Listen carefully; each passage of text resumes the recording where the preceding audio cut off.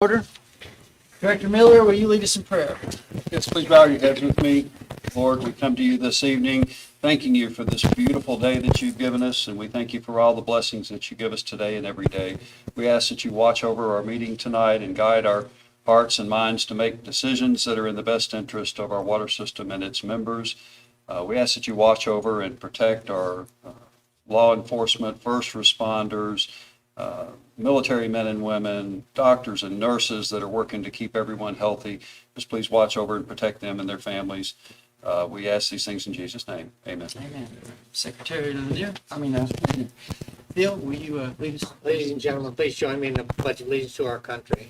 I pledge allegiance to the flag of the United States of America and to the republic for which it stands, one nation, under God, indivisible, with liberty and justice for all. Thank you, gentlemen. We do have a quorum. Announcements, audio and video recorders are in use.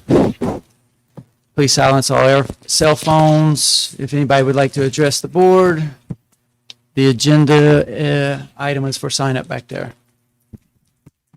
Does this sound like it's on? I don't. There it is, sort of. All right, everyone, I'd like you to introduce to my far right our legal counsel, Mr. Dunaway.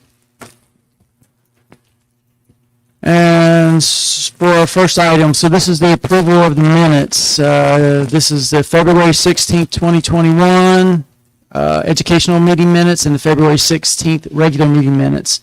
Has everyone had a chance to review the meetings and any changes?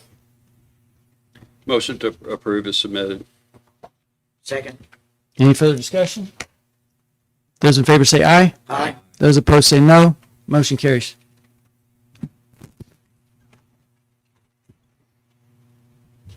So this is the approval of memberships. In February, we had 321 new memberships, 290 canceled members, and 1 transfer.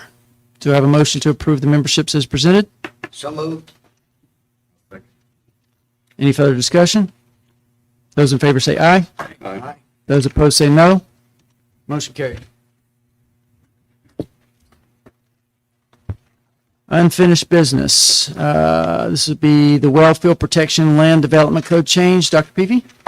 Yes, sir, Mr. President, board members. On the 24th of February, the Board of County Commissioners held a meeting at Santa Rosa County office, and they voted unanimously to kill this amendment. There is no future plans at this time to move forward. In fact, what we heard today is nobody has a plan to do anything except continue to look at any further protections that are in addition to what we currently have at Wellfield. Mr. Dunaway was there, Mr. Phillips was there. Any additional comments you gentlemen would offer? That's it. We see it now. We're going to be keeping an eye vigilant, and we're going to make sure that we continue to look at this to make sure we don't get caught. Great. The county is still in the process of not amending the land development code, but totally whole new land development code, and we do need to pay attention to that language and make sure that if there are any changes that affect this, we're right on it. So, and their meetings are coming up in April. Yes. And they're still allowed in the current ones, the existing burrow pits, they're still allowed to keep digging, right? Is that true? Mm-hmm. That's correct. Yes. All right. All right. Next item is the the review of the 2021 January and February financials. Ms. Barber? January, total revenue $912,691.31. Total expenses $762,055.20, with a net operating income of $150,000, $156.3611. February, total revenue $991,173.07. Total expenses $914,672.72. Total operating income net $76,500.35. For the year-to-date February, revenue $1.903864.38. Total expenses, $1,676,727.92. Total net operating income was $227,136.46. Thank you. Does anybody have any questions on the financials? All right. Do I have a motion to approve the 2021 January and February financials as presented? Mr. President, I make a motion to approve the financials as presented. Second. Any further discussion? Those in favor say aye. Aye. Those opposed say no. Motion carries. The next order of business is the award to the electrical department. Dr. Peavy and Mr. Turner. Yes, gentlemen, I would ask the board to come down for this presentation. I'll let Mark have a couple of minutes to talk about this real quickly. Gentlemen, for an outstanding individual, we'd like to have a picture made of the presentation. Mr. President and the board, this is Blake Lindsay. He is the Master SCADA Tech for Highland Navarre Electrical SCADA Department. Blake has been employed with Highland Navarre for 7 years. Okay? And Blake has a degree from ITT Tech as a systems administrator.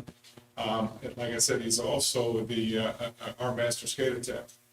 Our electrical department, just so that you're aware of, when you look at Fairpoint, Highland Navarre Waters, wells, the lift stations, and the 2 wastewater treatment plants, SCADA, we use our SCADA system to monitor and to maintain over 220 pumps, motors.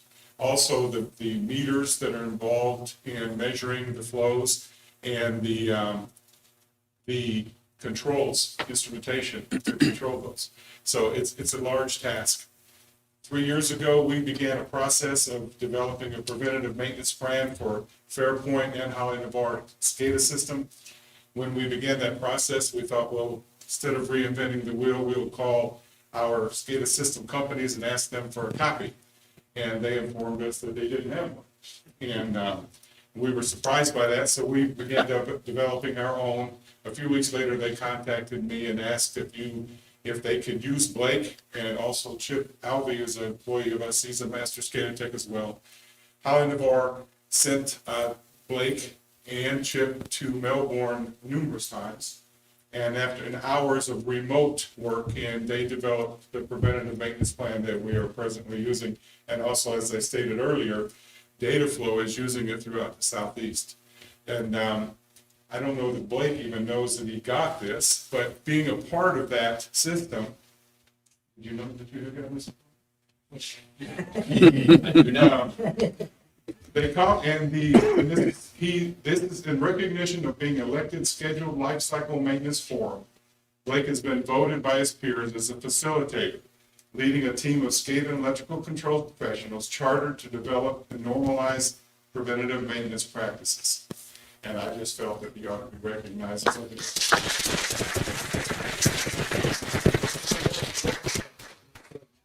What we'd like to do is get by the flag and let the boards and ourselves.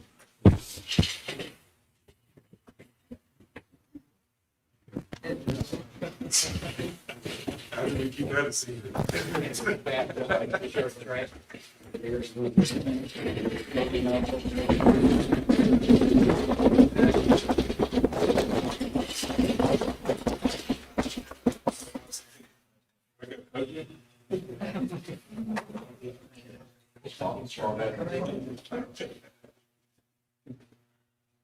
Alrighty.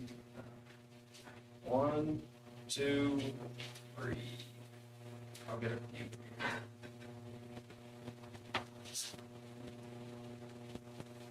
All right, I think we should be good.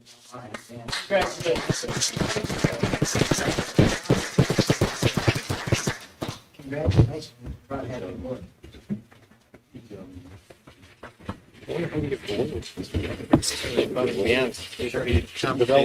Oh, no. Yeah, we Just like the lawyers think about that. Let's find out.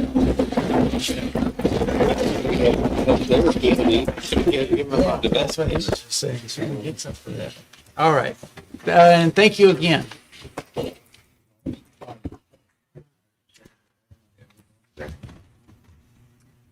Next on the agenda is the Liberty Partners Governmental Consulting Services Renewal. Dr. Peavy? Mr. Chairman, you have in your packet a copy of the contract that was sent to us. We have the current contract that runs out at the end of this month, and this one will start April the 1st. This is a 2-year contract. They've done a good job. It was in fact because of Liberty Partners that we were able to access and get the $2.6 million Santa Rosa County grant for Eglin. So my recommendation to the board is that I can sign and approve this. Do I have a motion to approve the renewal of the Liberty Partner Services? So moved. Second. Any further discussion? All right. Those in favor say aye. Aye. Aye. Those opposed say no. Motion carries. Next is the Santa Rosa County and the Holly Navarre Water System Grant Agreement, Eglin Phase 1. Dr. Peavy? Gentlemen, you have in your packet as well the actual copy of the agreement between the county and Eglin for phase 1 and the $2.6 million payout on construction completion. So this was sent to our legal counsel, it was approved by our engineering and owners rep, Nessie. So I would request the board allow us to sign this and move forward with this agreement. Okay. Do I have a motion for approval? So moved. Second. Okay. All those in favor say aye. Aye. Aye. Those opposed say no. Motion carries. Financial Committee updates. Secretary Thiel. Okay, as you know, we voted at the last board to establish a overall finance committee and 4 subcommittees with board members at leading those subcommittees and myself as the lead for the finance committee. Dr. Peavy and myself have developed a roles and responsibilities to give you some guidance as to where we think you ought to head in accomplishing those duties in a manner. Dr. Peavy's assigned staff to support you in those matters. You all had a copy of that. If you have any updates or requested updates or things you think are in error, please let Dr. Peavy and myself know. Otherwise, this will stand as the governing document for your work from this time forward. The schedule of the meetings in that is up to you all, and in conjunction with your staffs, of course.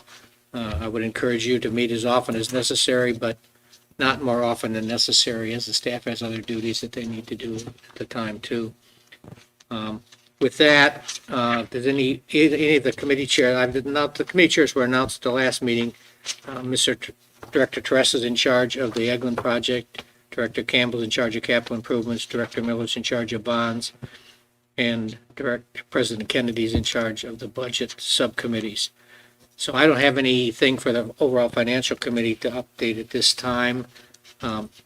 Director Teresa, do you have anything for the Eglin project? Yes, the England Ridge project is moving along fine. It's a $10.2 million project. The current expenses we're experiencing are with our engineering firm Jacobs. We're funding those out of restricted funds that we currently have on hand. You just heard about the $2.6 million in grant funding that we'll receive. It is a reimbursement, so it's not something we're going to upfront. We'll have to pay as part of the $10.2 million. Those monies out, and then we'll get reimbursed once we demonstrate that we've completed our tasks. Interestingly enough, that's going to still leave us $10.2 million, and then if we decide to have a little contingency, some more than that. But pleased to note that Dr. Peavy, with his contacts in Washington, U.S. Exim Bank, it's Export-Import Bank, it appears that we may get some low interest or zero interest funding from them. Protocol is that we'll be having a teleconference very soon. Our staff will, our committee will. Then there will be an actual visit by us to DC, and then Exim Bank will come down here, hopefully finalize that funding. It is for material primarily, so it won't take care of all of that, but there's a lot of pipe we're going to buy, so a major part of that $10.2 million is going to be funded at a very low cost to us. So appreciate your stepping in there. Kind of funny, we're happy to get our 2.6, from the state, but we kind of stepped up in the idea that now the federal government will help us. And it was interesting to hear Dr. Peavy talk about it. You've got the England connection, and you've got Homeland Security, all sorts of people interested in supporting us. So I think the funding, we hope, will stream very nicely. Our next meeting is the 24th at 1 p.m. here, where our engineers, Jacobs, will come in and give us a thorough update of where we are.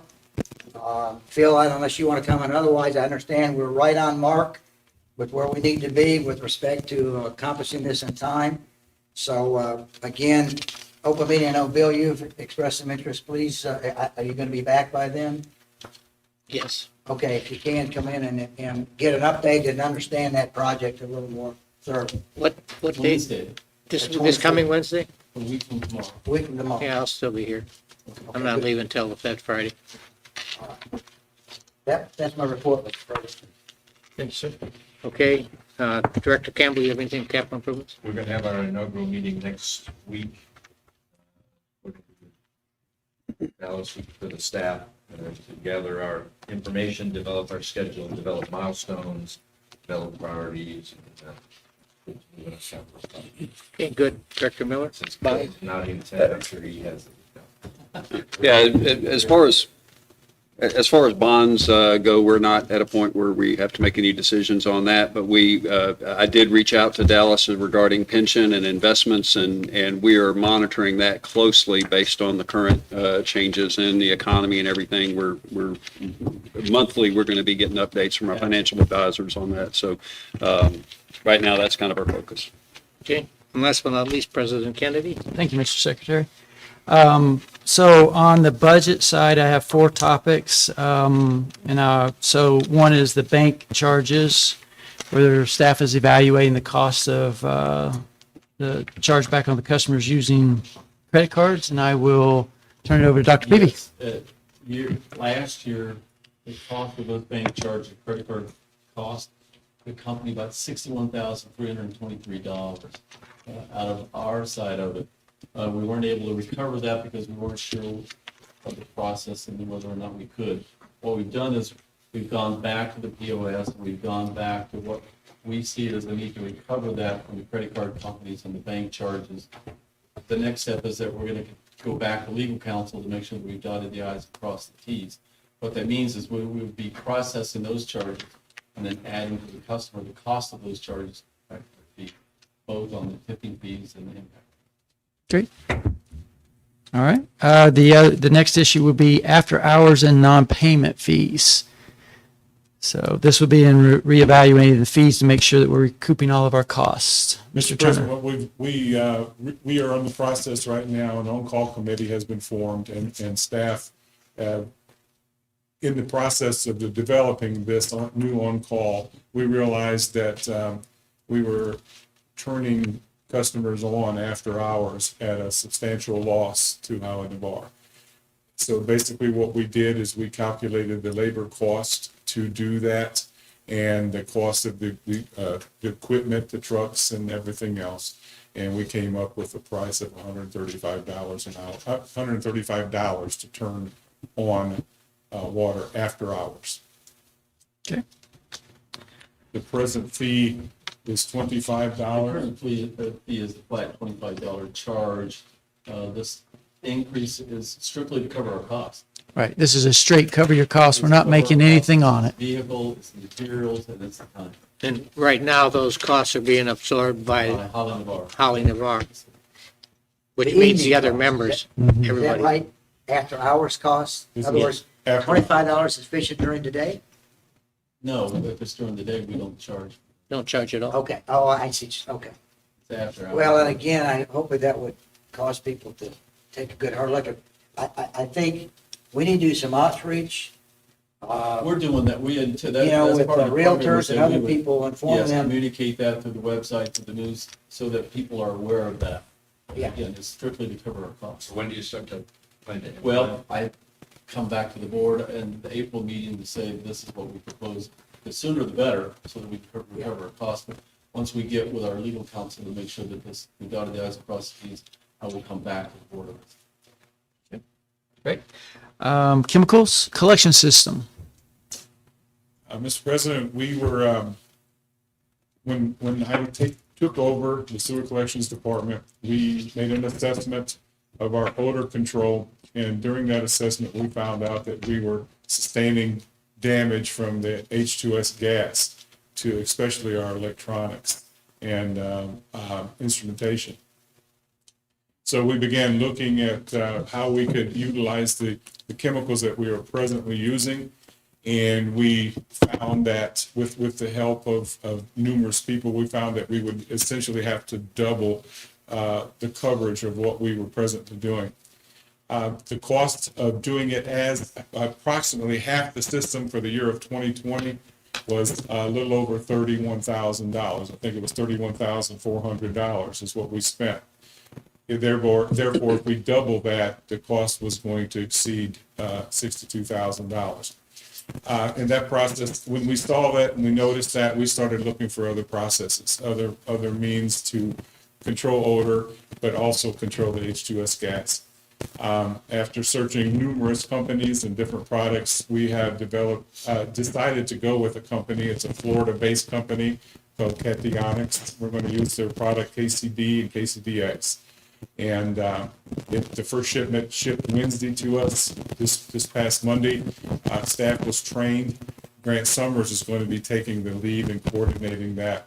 And we will be able to treat the entire system at an estimate of $23,500. So it's a substantial savings to us. It's going to be a manpower savings because it's substantially easier to use. And also it's going to be it has a very good track record of protecting motors and protecting equipment that's in the well itself. So we're hoping that that's a residual benefit by going to this new product. Great. Mark, would you say the name of the product again? The company is Cationics, Kationx. And the products that they offer numerous products, we're going to be using the KCD and the KCDX products initially. Okay. And I believe one of the areas, of course, is Coral Street that we're expecting this to have a positive impact. Well, the smell we're kind of used to, but what I'm worried about is the corrosive. And that's what I'm excited about.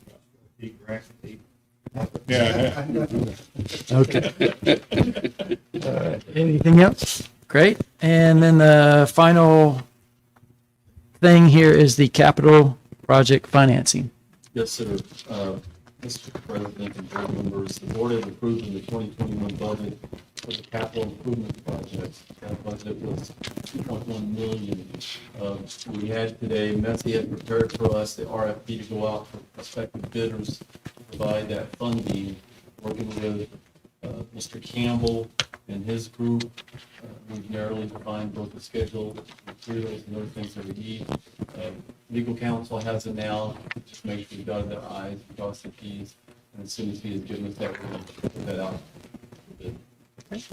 Anything?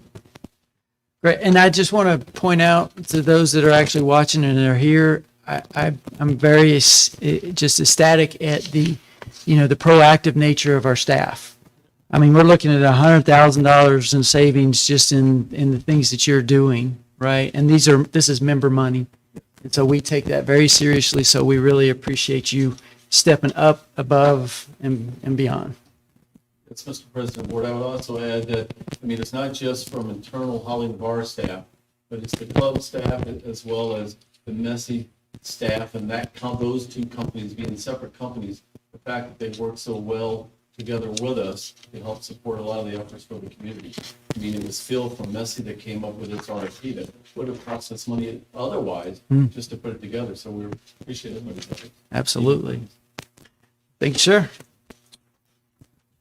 All right. Anything else? If not, we're on to the club at Hidden Creek.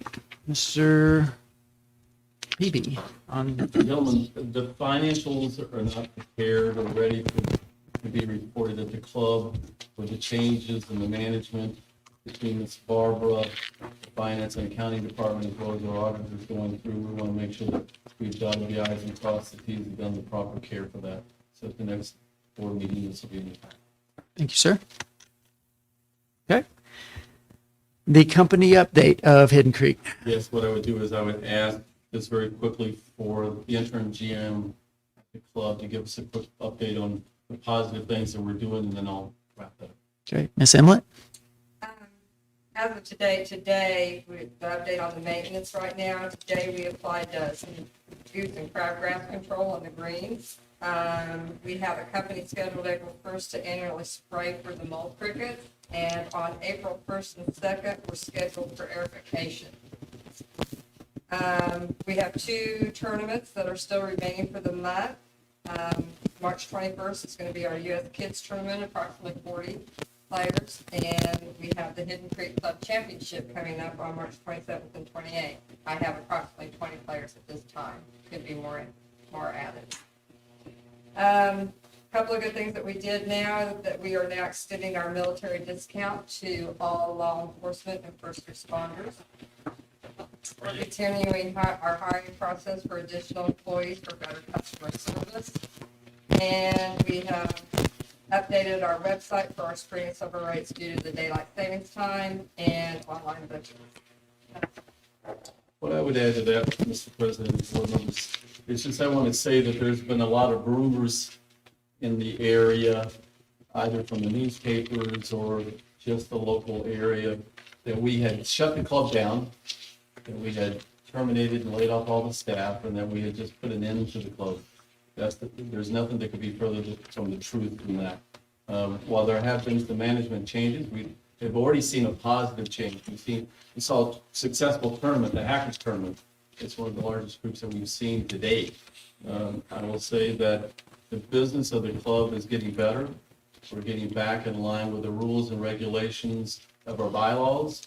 I think that we'll continue to see positive direction for the club so that we can maximize this asset, as we've said we're going to do, and then optimize this asset on behalf of Holly Navarre. Having said that, we still have not made the determination on the direction that we want, whether to sell, to self-manage, to look for a third party. We're going through that process. We expect to have that completed within by the time the next board meeting comes around. But we're going in a positive direction. We've done a good job, and I think that there's room to rest. Great. Thank you, sir. Any comments, questions on the golf course? I just have a comment. Somebody put a golf ball through my bedroom window on last Friday. It wasn't any of the board members. No, it wasn't any of the board members that I know of, but that's a hazard of living on a golf course. But the gentleman, my wife heard it sound like somebody shot at it, but my wife was there. I went out and the gentleman fessed up, and so it's all is good. Honesty is still intact. Excellent. All right. No further discussion on that. Then we will move on to engineering. Mr. Phillips. Got too much work with data this time in your board package, and if you look at January, you can see how things can, kind of turn in a hurry. I think our I&I jumped up to like 177,000 gallons, 138,000 gallons a day. It's a wet, cold month, and obviously we had some I&I there. But you can see in February, when it dried back out a little bit, that the I&I was reduced and we went back to a negative number. In other words, we treated less water than we sold, which is what you'd expect to see. So everything's looking pretty good for year to date anyway, and I think we covered everything else engineering wise, unless someone has a question. Did we have any pipes break in January? Did that contribute to I&I at all, or? Not that I'm aware I mean, of. we didn't really get the really freezing cold weather like other places did. Just curious why it went up that month, but And I actually did look at some rain data. I really didn't see any rain. I know. It would have caused some overflow, but surely we did have some intense rains that caused that. So. Great. All right. Any further discussions, comments, concerns? Great. We are moving on to member forum. Ms. Carmen?